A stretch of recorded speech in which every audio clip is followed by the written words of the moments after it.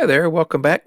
Perhaps you came from my tutorial on how to make this part studio. This is a Too Tall Toby part from his practice models. And let me see if I can show it to you. So you go to Too Tall Toby, get on practice models. This is an umbrella stand. Let's see here. It's a premium model, so it's not part of the free package, I don't believe. But if we do a little sort here, we can see it is 251104. So it's the fourth model made this November in 2025. And we can get on, we can take a look at it. So I made a video on how to make this part, and I'll put it in a card up above. But what I'm going to show you today is how to turn this into an assembly. Okay, so the part was made in context, which means that you can see this is the part studio, so it sort of looks like it's already assembled, but it's not. This is just the parts, different parts. There are 5 different parts here. There's the bottom part, the top part, and then your 4 wooden rods. So let's make into assembly. So I've played with this before. This is my kind of working assemblies, and I'm going to show you 2 different ways to make this assemble and to stick together. So we're just going to make a new tab here. We're going to create a new assembly, and we're just going to call it where it is, assembly 1. That's perfect. So I'm going to show you 2 ways to do this. We're going to go to Insert, and if we wanted to, we could go to other documents or go to standard content, but the current document, of course, is what we want. And we could put all of these parts in one at a time, all 5 parts, but why bother? Let's just put in the entire part. Because I made it in context, it's going to be really handy. So here, I'm going to be careful. I'm going to click. It's going to show up on the screen. Now, if I move over here to the right, you can see it's going to follow my mouse. So kind of be careful there. I'm going to put it back over here. I want that, and I'm going to come up here to the check, and now my mouse won't move it around. So this is exactly, you can see where the origin is. So the origin should be right in the center of our part, and it is. So this is exactly how we modeled it in the Part Studio. One of the things I want to first do when you make a new assembly is decide on which one of these pieces here should be fixed, glued in place.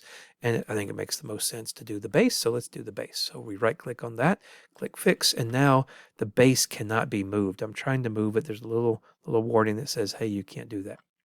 Okay, I can move the top and I can move these others around, but I'm not going to do that. So I'm going to do undo. And the easiest way to make an assembly that all sticks together, super easy way, is just, fix the base, highlight all 5 parts, and you can see they're highlighted up here as well. And then we're going to go to the group little feature here, and we are going to say, okay, let's group it. And there it is. This is a mate feature. They're all grouped together. They're kind of just glued with not a lot of reference to how we mate them. Okay, so that's one way. That's the quick and easy way. Boom, done. But sometimes it's really nice to have actual mates and you control the mates. So let's do this again the second way. I'm going to insert part 4, the thing we just made, and I'm going to move it over here now. Okay, boom, like so. And I'm going to click OK. And now you can see here that even though it looked like I was putting it level, it's not. So it's fine if it's not level, but if we want to, here, I'm just going to, I'll just move it over here like so, and kind of give it somewhat level with the first assembly, and something like that maybe. Let's see here. I shouldn't be doing this at angles. That's pretty close. Okay, so if you're particular about where you want it, that's one way to do it. So just like before, I'm going to right click on this base. I'm going to fix this part so now it won't move around. That's where the base is going to be.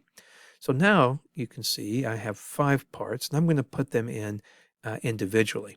Okay, and the way we're going to do it is we're going to use, this is the really easy tutorial because we're going to use just the fasten mate, or M for mate. Okay, and this is sort of like glue. Okay, there are other mates here. There's the revolute mate, there's the slider mate, there's the planar, there's cylindrical, and so on and so on.